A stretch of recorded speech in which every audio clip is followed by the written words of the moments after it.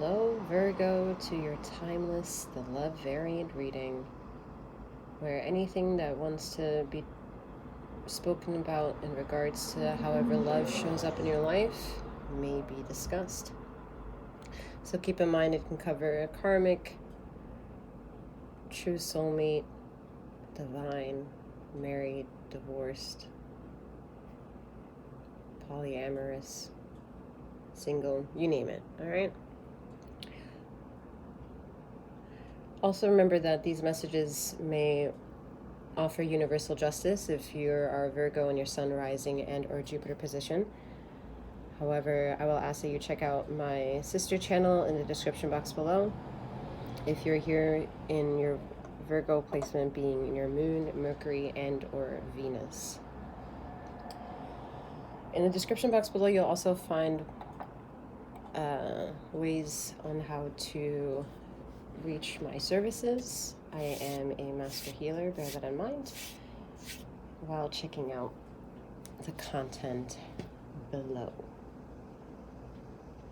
Virgo. I'm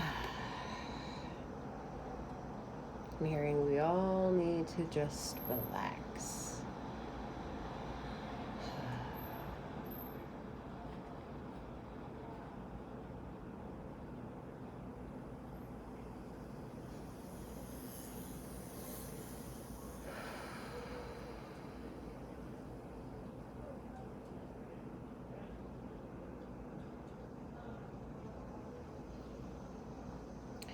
Remember that not only is this reading timeless, but it may also provide past, present, and or future energetical resonancy. Just use your discernment to take whatever which belongs to you and leave the rest behind.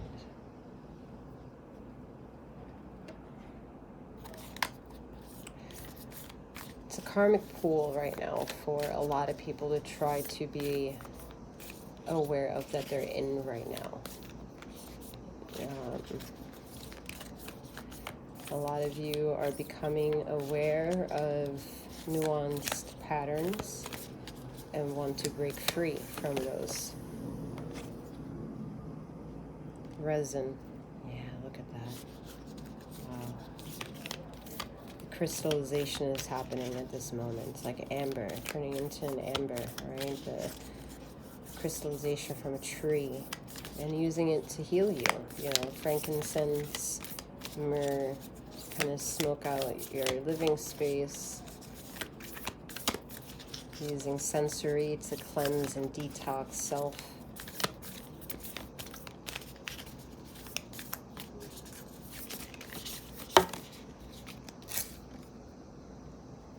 We have Jupiter.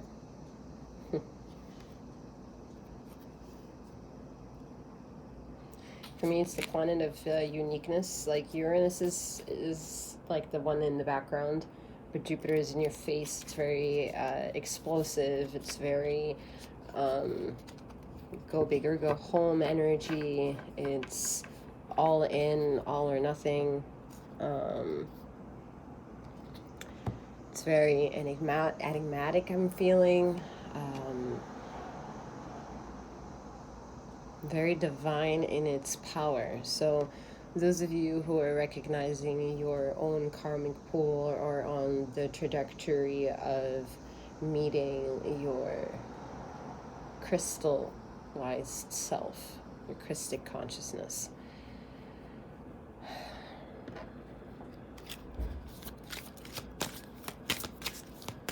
A lot of you are saying no to a situation, practicing saying no, not being a people pleaser, not always being available, looking people in the eye when conversing, studying body movements, studying presence,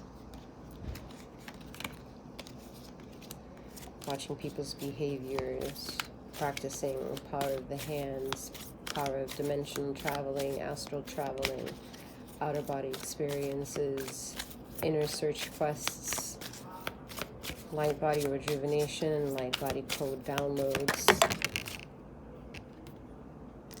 Yeah. Ten of Swords, conclusions. Totally getting that riveting inner energy of like, whoa, like that. You just feel your inner vibrations, okay? And they're triggering sensations. And those sensations is what we could consider conscientiousness, because as you're becoming aware of what is becoming triggered within you, Virgo, you are permeating through that uniqueness quality of yourself and reaching the outer limits of who you are and becoming very existential within your own body and your journeying of self. And the practice of setting boundaries and honoring consent and the way that you relate to other people are ways that you become inclusive while reaching conclusions for yourself as you are handling not only business but traumatic experiences.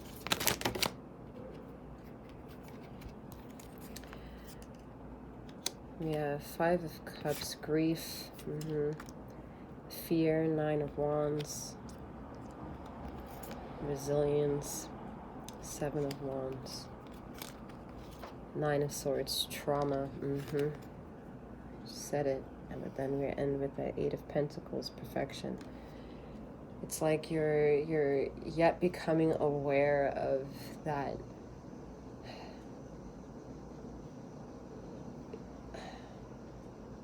what you bring misery to holds you back, and you don't want to be held back by anyone, let alone by yourself. You internalize a lot, if anything, too much, because you're so self-analytical to be perfect that you exhaust yourself.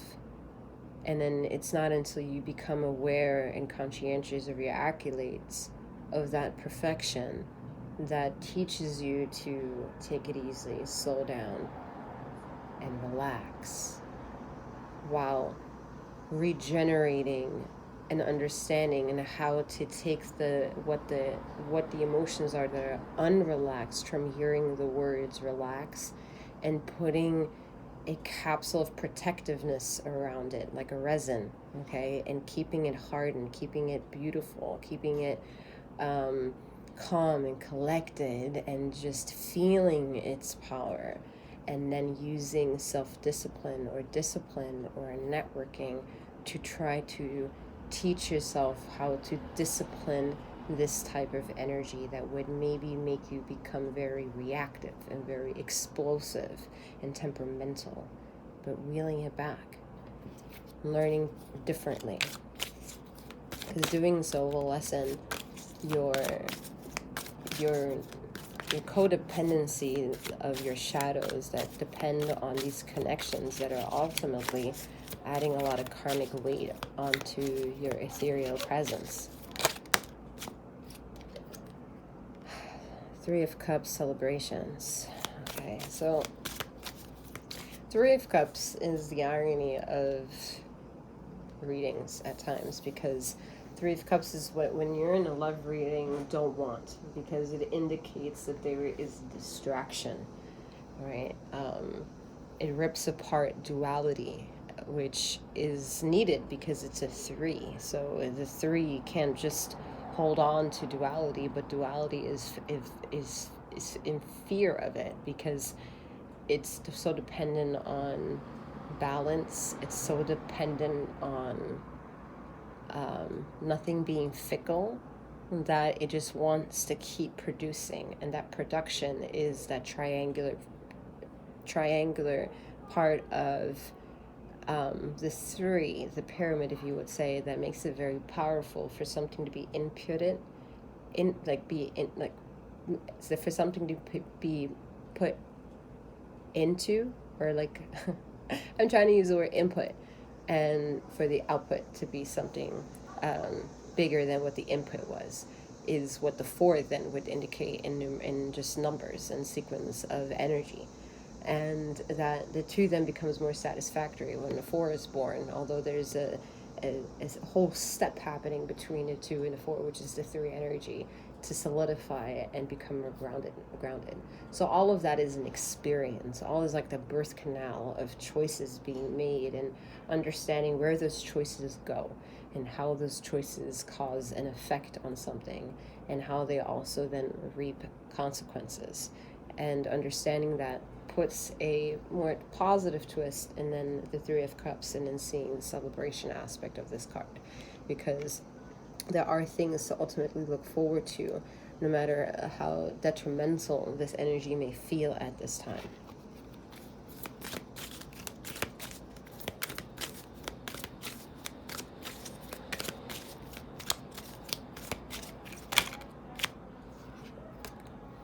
We have Knight of Pentacles, Trust. The Knight of Pentacles, pardon. 9 of Pentacles, Comfort. And the Death card, Release. Like I said, it's a birth canal. It's a release. It's a letting go. It's a understanding your accolades and your presence that provides comfort, that will inevitably provide trust, because it's duality in and of itself.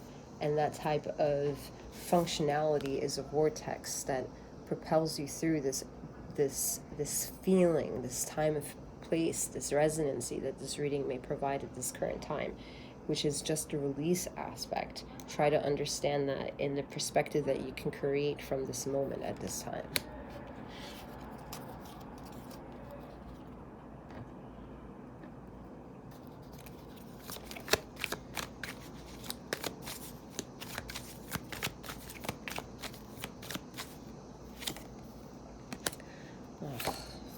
Seven of Swords energy.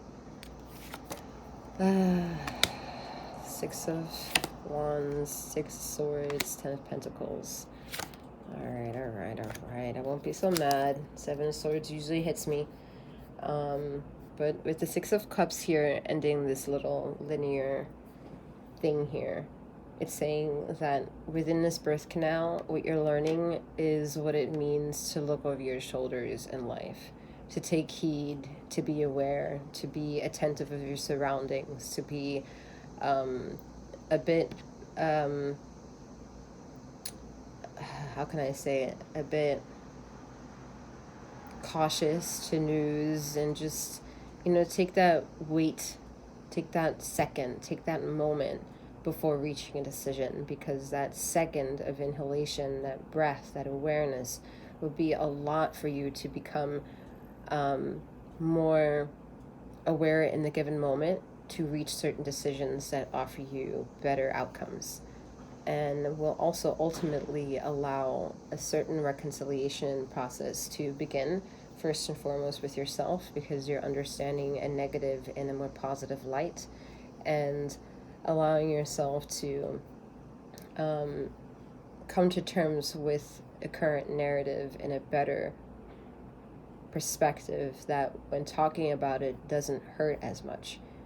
And when you reach that standpoint, you ultimately allow already energetically through the voice box of which you carry to emanate a healing closure to a situation that seemed detrimental, or seems as if someone needs to walk into your door in the physical and actually provide you some form of forgiveness or an I'm sorry, that ultimately isn't on the path to be on the lookout for, because it's not up to the person to choose that out of your dignified desire. It is up to the person to come up on their own in wanting to share that, for that way it's an authentic closure. And since human tongue is very fickle in bringing honesty to any problematic a situation that requires trust, it requires a lot more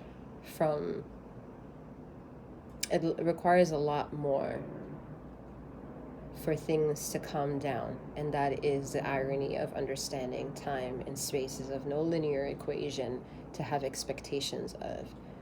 To kind of wheel it back in in understanding that and having more set expectations of yourself, and then handling that balance that it takes to just meet up those qualifications within yourself, and how you can also become exhaustive in doing so, and that the more analytical become and more perfectionist you become in just fixing yourself, you can also run exhaustive, which is not the part of nuanced neurotic behavior, to be so perfect that you lose sight of the moment, the presence, the daily life, the ticking of the clock, memories, moments shared, situations acquiring. Like, there are multifaceted ways to have this experience, but it needs to become more aware that there's one conscientiousness that makes a solid ground to have an actual joy out of this.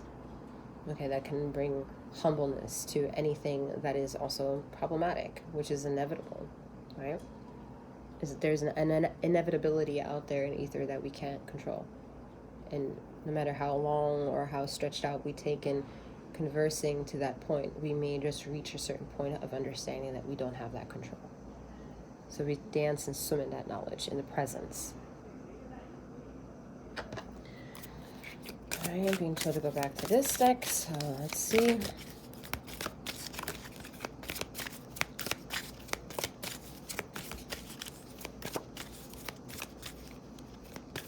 I'm hearing that someone should introduce more stretching in their life. Alright, we have look at that, Six of Swords, movement, more stretching, okay?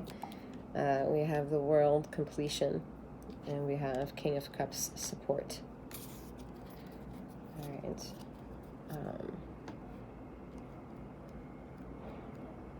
Movement, completion, and support is the message.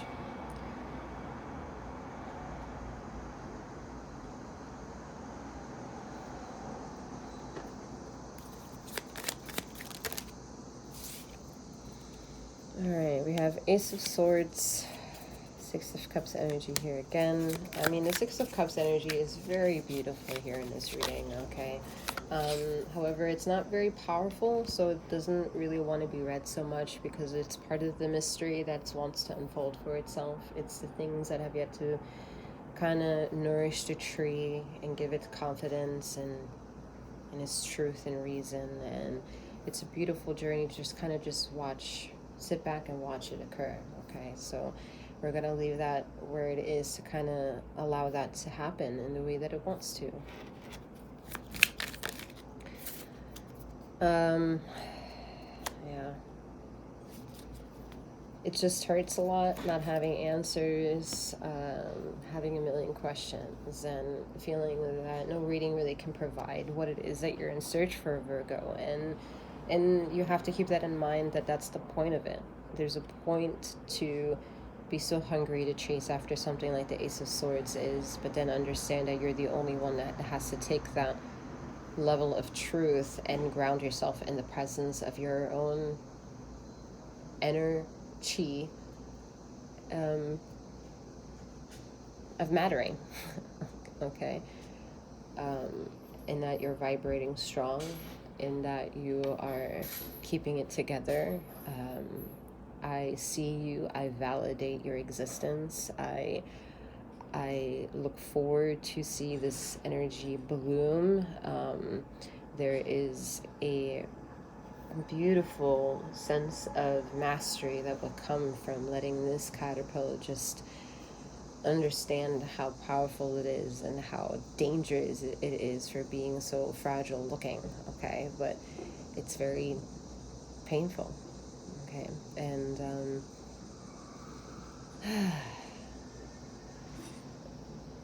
becoming recognizable within this pain of self is a beauty within it itself, Virgo.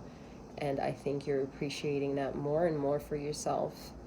And I see it, and it's gorgeous from where I can see that happening. All right, that is all that I have for you at this time, Virgo. If you'd like any of my services, please go ahead and check out the description box below. Looking forward to connecting with you more so than we already are. Have a wonderful morning, noon, or night, wherever you are in the ether of this time and space, and may you keep flowing, growing, and glowing. Take care.